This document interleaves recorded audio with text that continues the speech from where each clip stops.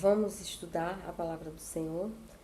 O tema da nossa lição de hoje será desesperança e suicídio, que terá como base bíblica 1 Coríntios 13, que diz: Agora, pois, permanecem a fé, a esperança e o amor. Estes três, porém, o maior desses é o amor. Todo jovem já enfrentou ou enfrentará dúvidas e conflitos sobre a sua vida. Pode ser a vida acadêmica, a vida amorosa, no trabalho, no relacionamento familiar. São os primeiros momentos de grande estresse na vida. Para muitos, essas situações parecem um túnel sem saída. Palavras como "veja a luz no fim do túnel" não servem de encorajamento.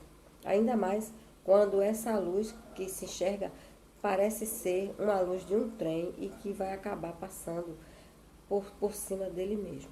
Nessas horas de tribulação, de provação e até mesmo de desespero, os problemas parecem ser maiores do que nós e sentimos-nos derrotados, fracassados e desanimados. A cultura popular também tenta contribuir dizendo: a esperança é a última que morre. E por não encontrar a verdadeira esperança, muitas pessoas morrem ou cometem suicídio, na expectativa de encontrar do outro lado da vida uma condição melhor ou menos dolorosa. Esse é um tema delicado, desesperança e suicídio, e que deve ser observado atentamente à luz da palavra de Deus. Algumas pesquisas inquietam ainda mais, afirmando que a grande maioria dos jovens que tentam o suicídio, na verdade, não quer morrer. Né? Eles querem, na verdade, dar fim àquela dor que está dentro de si e aquele sofrimento. Na verdade, é um grito de socorro, um apelo silencioso, um clamor de esperança, de uma sociedade que vive presa atrás de grades invisíveis da desesperança. Nós que somos cristãos temos a mensagem que eles tanto precisam e buscam, por isso não podemos ficar calados. A gente vai citar aqui algumas causas do suicídio. É difícil acreditar que jovens inteligentes, para os quais sorri um invejável futuro, que aparentemente têm tudo, ficarem desgostosos com a vida e verem como única solução dos seus problemas o suicídio. A pergunta é: o que leva um jovem a desistir de viver? É a pergunta que não quer calar, né? Nós vamos citar aqui algumas causas, alguns motivos que podemos dizer que são o que leva um jovem a isso. A falta de esperança, na visão de alguns jovens que tentaram suicídio. A falta de esperança é um sentimento que faz a pessoa se sentir como uma pequena peça numa gigantesca engrenagem que escraviza e da qual não se consegue escapar. Segundo eles, a única saída que se enxerga é desistir da vida. A falta de contentamento. Certo homem disse um dia: as pessoas mais infelizes deste mundo se dividem em dois grupos: aqueles que querem tudo e não conseguem nada, e aqueles que querem tudo e conseguem tudo. Para muitos jovens, a vida é um grande vazio, porque a lista do que eles querem é maior do que a lista do que eles precisam. As falsas religiões. Nós sabemos que religiões ou crenças religiosas desequilibradas exercem um tremendo poder na mente das pessoas, levando-as ao ponto de cometerem suicídio. Um exemplo que podemos citar são os homens-bomba, né, que destroem a sua própria vida e a vida das pessoas que estão em volta, ou deixam muitas pessoas feridas. Influência maligna, a gente sabe, através da palavra de Deus, tem vários exemplos, que na Bíblia nós encontramos vários relatos da atuação direta de Satanás em várias tentativas de suicídio, atirando no fogo e na água, Mateus 17, 14 e 15, ferindo com pedras e outros. Mas por quê? Como Satanás não pode destruir a Deus, ele tenta destruir o que mais se parece com Deus. Quem é que é a imagem e semelhança de Deus? O homem. É o homem que ele tenta destruir. Quando uma pessoa está à beira de uma janela querendo se jogar, não falta capeta para empurrar. Isso é um ditado popular, né, que diz. Outras causas. A peça Romeu e Julieta, que conta a história de amor entre dois jovens e termina em duplo suicídio, tem seus representantes modernos. Jovens inseguros que não se sentem compreendidos pela namorada, pelos pais ou pelos amigos.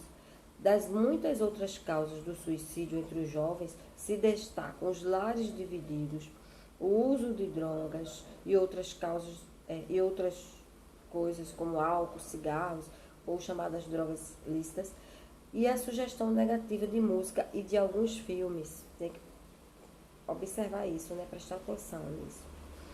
Fatores que contribuem para o desespero. Na Bíblia, os fatores que contribuíram para o desespero e suicídio de alguns dos seus personagens são os mesmos que contribuem até os dias atuais. Embora os tempos sejam difíceis, sejam outros, desistir de viver é uma ideia que há muito é motivada por dois fatores. O primeiro fator é o fator externo, quando pessoas e circunstâncias contribuem para a desesperança. Jó, capítulo 2, dos versículos 1 a 10, a gente vê o relato da esposa de Jó, que concluiu que ele estava sofrendo porque Deus era injusto e o aconselhou a amaldiçoar a Deus, que já era uma forma de suicídio espiritual, pois estaria blasfemando contra Deus. E nós vimos também o exemplo de Judas, né, o que traiu Jesus, que tentou até devolver o salário da traição aos membros do Sinédrio como um ato de desespero de reparar seu erro. Mas ouviu as seguintes palavras: que nos importa, isso é contigo. Essa é a mesma atitude da sociedade. A sociedade não está se importando, né, com as milhares e milhares de vidas que têm sido ceifadas na nossa sociedade. O Sinédrio não se impressionou com a sua confissão de pecado e nem com a devolução do dinheiro, deixando bem claro que não se importam com a consciência e nem não se importavam com a vida e nem com a consciência de Judas naquele momento. O fator interno. Quando a pessoa contribui com a desesperança. Jonas, por exemplo, era tão desobediente e tentava fugir de Deus. E por causa do seu pecado, todos os passageiros do barco estavam sofrendo as consequências da sua rebeldia. Mas quando a sorte caiu sobre ele, ele preferiu o quê? Ser lançado ao mar e morrer afogado do que obedecer à palavra de Deus. A provisão do grande peixe foi a maneira que Deus usou para salvar a vida de Jonas e mostrar para ele que quando Deus quer realizar uma obra na nossa vida, a gente pode tentar fugir, desobedecer, mas sempre vai se realizar e prevalecer a vontade de Deus. Nós vimos também o exemplo de Saul, que era um rei rebelde, um rei perverso, que viu seu exército fugir, viu seus filhos serem mortos, e lembrando-se de como os filisteus haviam maltratado e atormentado a Sansão, quis evitar que o mesmo lhe acontecesse. Por isso pediu ao seu escudeiro que o matasse.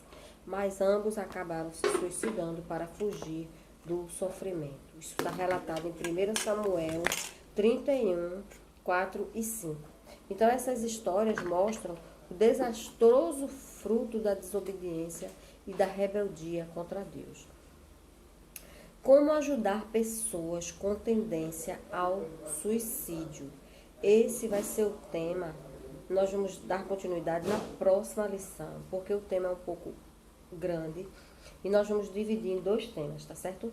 Então, na próxima semana nós vamos aprender como ajudar pessoas com tendência ao suicídio. Isso é muito importante. Precisamos estar preparados na palavra de Deus para ajudar aquelas pessoas que precisam e salvar muitas almas. Amém? Que Deus abençoe a todos.